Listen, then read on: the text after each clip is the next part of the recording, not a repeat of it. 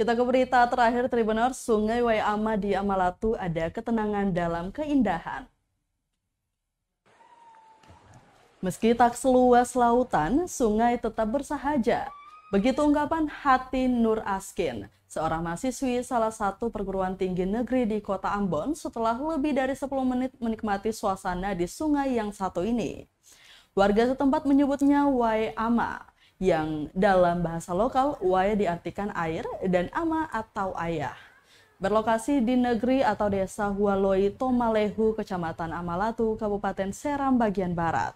Jika ditempuh dari Pelabuhan Feri Waipirit, jaraknya kurang lebih 39 km dengan waktu tempuh paling lama 1,5 jam. Sedangkan dari arah Masohi, Kabupaten Maluku Tengah, berjarak 52 km atau mencapai 2 jam perjalanan darat.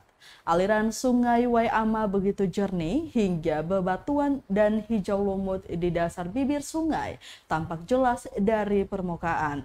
Rimbun pepohonan di bantaran sungai seperti memagari lintasan aliran air.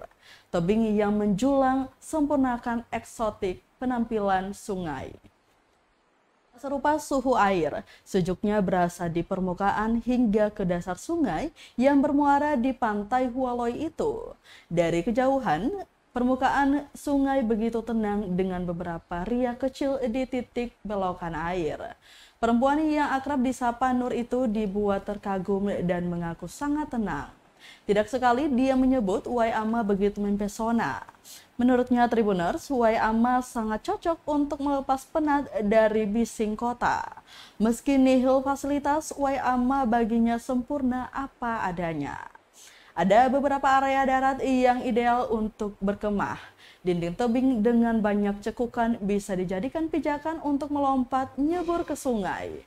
Dan untuk urusan foto, Nur menjamin penikmat foto alam tidak akan kecewa.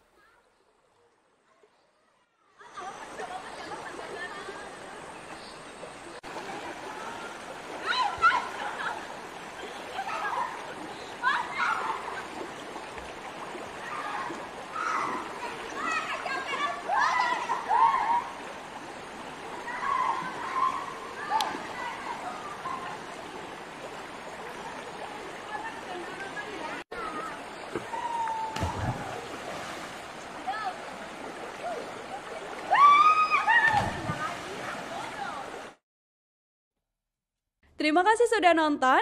Jangan lupa like, subscribe, dan share ya.